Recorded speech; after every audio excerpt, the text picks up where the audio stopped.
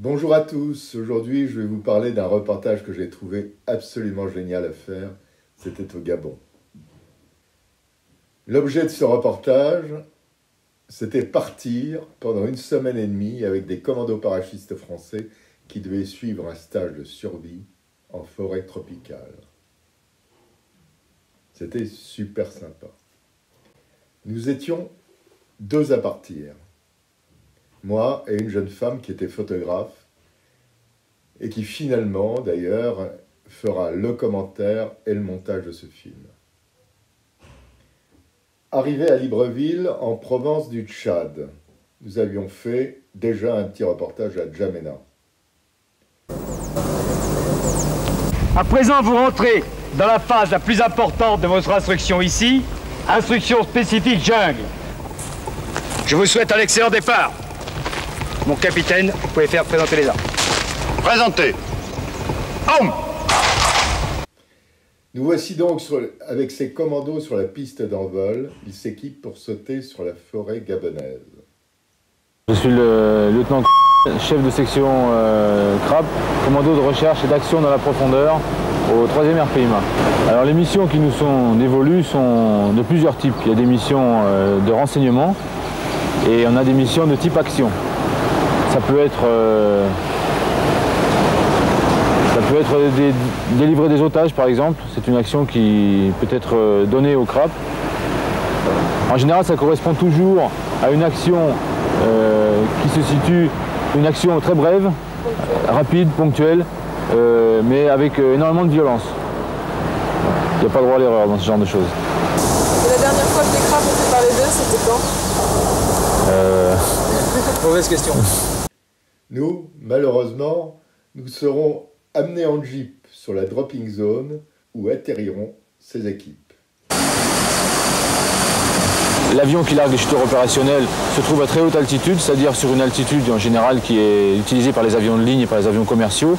À partir de ce moment-là, on peut partir à n'importe quel moment, on ne sera pas vu au radar.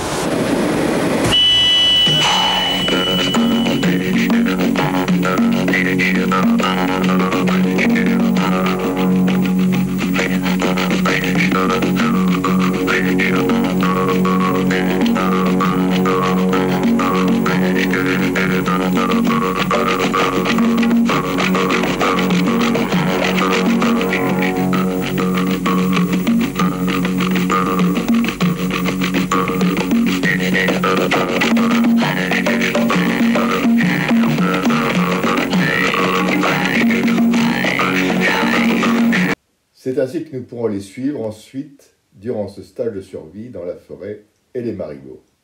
Nous voilà arrivés à proximité de la forêt. C'est la dernière liaison radio avant de s'enfoncer dans cette jungle. Whisky, ici Para-Québec, parlez.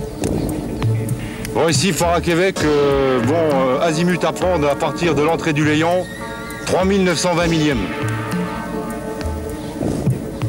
C'est correct. Ok, merci. Ça, c'est les traces d'éléphants. Ça, c'est tout récent. Bon, vous restez là, et vous restez là, je vais voir là-bas. Je n'ai pas envie pour mettre Tout à l'heure, on va tomber nez à nez avec un. On va se pointer, là, il va sortir la trompe.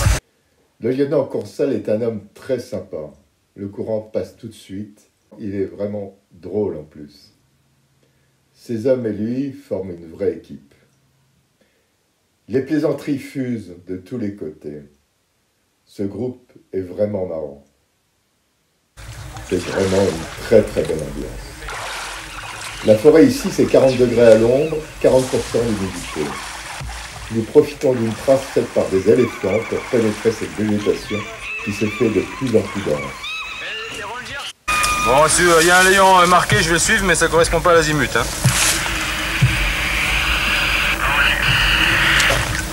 Et il n'y a pas de trou là? Dans les marigots, il nous faut nous protéger des sangsues et autres bestioles.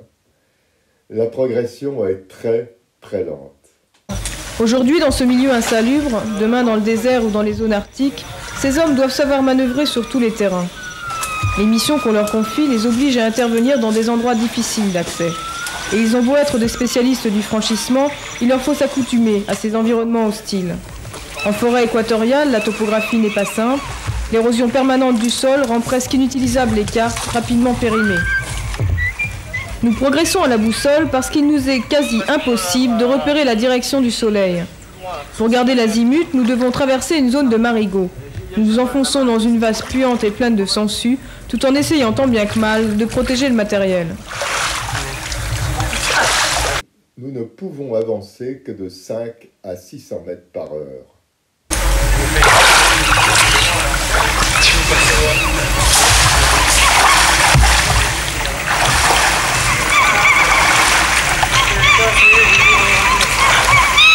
Les rangers, c'est étanche, hein. Une fois que l'eau est dedans, elle ressort pas.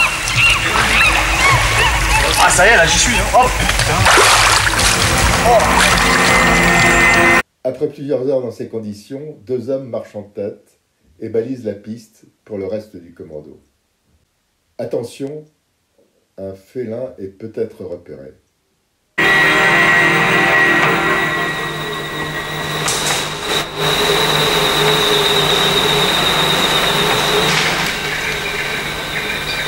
Il y a 4 empreintes au sol. 4 empreintes de doigts, je pense que c'est un félin.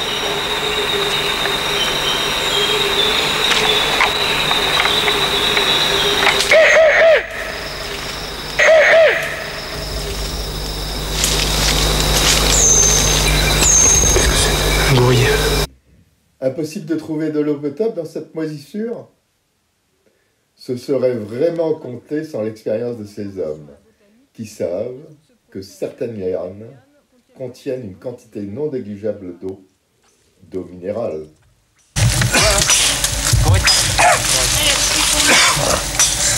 Hey, monte en haut et tu coupes celle que tu tiens. Eh mais y a pas besoin de la couper. En fin de compte, c'est Tarzan, le Tarzan portugais. Attention. Qu'est-ce que tu vas faire? C'est bon, pas plus.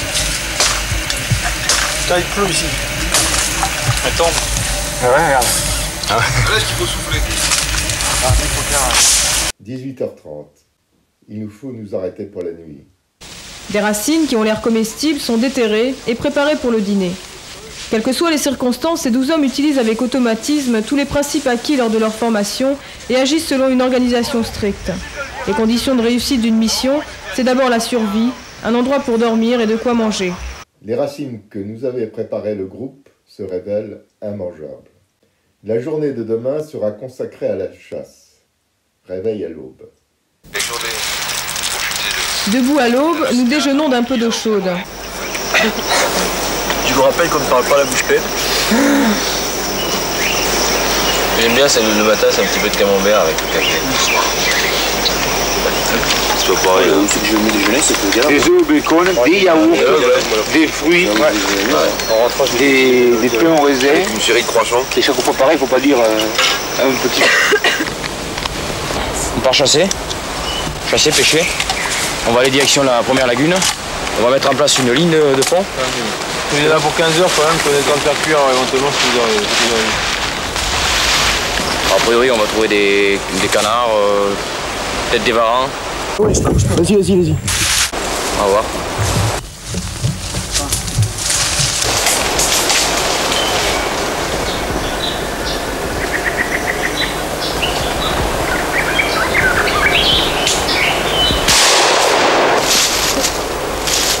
Ça pue le fauve, hein?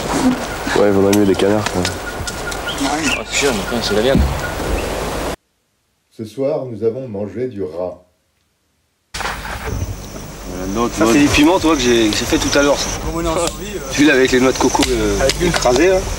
Et du piment, il y en a un peu plus bas, là, des petits piments. Là. Ça va basculer? Ouais, j'aurais mis de l'eau de mer, ça aurait été salé. Courcelles nous éclaire sur les spécialités de son équipe, sur ses missions. Elle peut piquer celle-là, ouais. Moi je peux te dire que là-dedans il doit y avoir Une section comme celle-ci, c'est quelque chose qui est très félin, qu'on manœuvre de manière très aisée. Les gens peuvent travailler isolément, en général ils travaillent par deux, mais ils peuvent travailler isolément sans aucun problème.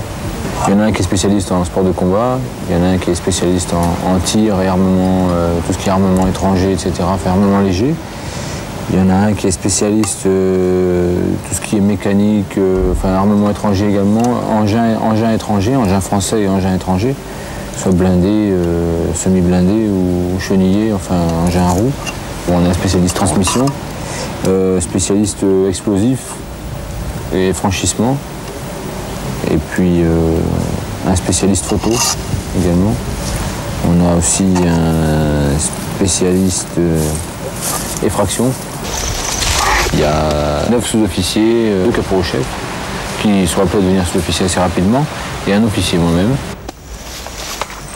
À Beyrouth, au Liban, les chuteurs opérationnels ont eu beaucoup de travail dans le domaine de la protection des personnalités, dans le domaine du renseignement également. Évidemment, on ne travaille pas de la même manière avec 12 professionnels, je veux dire, qui sont vraiment des professionnels, ils connaissent à fond leur travail, qui savent pratiquement tout faire, qui sont polyvalents. On couvre énormément de terrain et par le savoir-faire de chacun des personnels, on arrive à des résultats qui sont fantastiques. C'est bon? Ah, c'est bon. Vous assistez actuellement à la dégustation du rat. Alors hier soir, on a tous été pris de nausées assez violentes. On a été piqués à la gorge par des gens qui avaient mangé des milliers d'aiguilles. C'était vraiment infect. La chasse d'un matin, c'est départ à 6h30. Cette nuit, nous avons été réveillés par un troupeau d'éléphants de forêt qui sont passés à quelques mètres du bivouac. Au bout de quelques jours, il leur faut disposer des pièges dans le cadre de l'instruction à la contre-guérilla. Et là, je me crois vraiment revenu quelques années plus tôt pendant la guerre du Vietnam. Ces pièges étaient l'ennemi numéro 1 des soldats américains en patrouille. On a des gens qui sont en cours de reconnaissance sur les différents axes, sur les itinéraires d'infiltration éventuels qui arrivent ici. Et ils vont y placer des pièges et des sonnettes de manière à se couvrir face à la direction dangereuse. On va faire 3 rangées de piques, croisées comme ceci. Hein. Et automatiquement, quand le type va pâcher, le premier qui va pâcher, il va déclencher le système et avec le système de renvoi, ça va lui revenir en plein sur l'estomac et là, ça va le bloquer net. Hein. C'est pour ça que les piques, en étant boulées, seront plus solides et ça rentre plus profondément. C'est méchant comme piège. Ah, c'est assez sympathique, non? C'est sympathique comme piège. Alors, pour celui qui le pose. Hein. Maintenant, pour celui qui le prend dans la paillasse, c'est dur. C'est très dur. Il faut rechercher l'efficacité maximum. Hein. Hein? Avec un renvoi assez violent, bien sûr. Alors. Vous auriez aimé connaître le Vietnam? C'est quelque chose que moi j'aurais aimé connaître, oui, bien sûr. Parce que là bien sûr, on mettait en œuvre, on avait le droit. Hein. On mettait en œuvre tout ce qu'on voulait, là, en sorte de piège. Là, libre choix, comme on dit. 8e jour. Nous attendons un parachutage de matériel. Il n'y a pas de temps mort. Une fois qu'on fait quelque chose, c'est toujours quelque chose de très important sur le plan du résultat. Dans l'action, on donne toujours tout ce qu'on a. Il n'y a pas de réserve. 4 passages.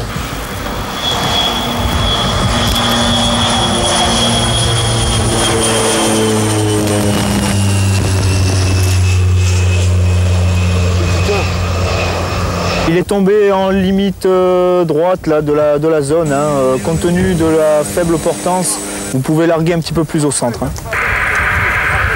3, 2, 1, stop!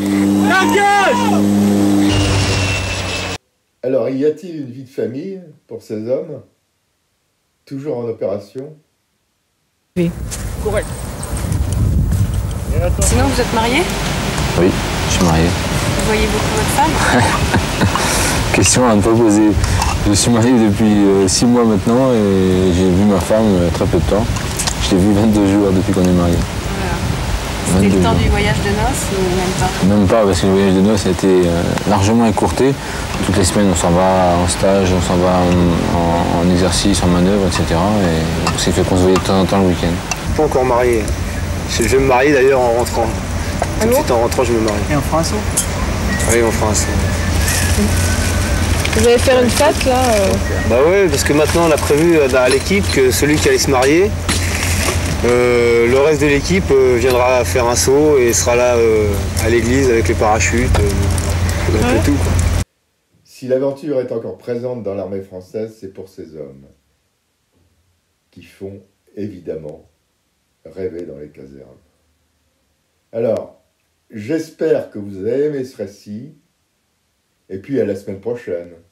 N'oubliez pas de vous abonner à ma chaîne et à mon blog. C'est important, mon blog. Abonnez-vous. À bientôt. Salut.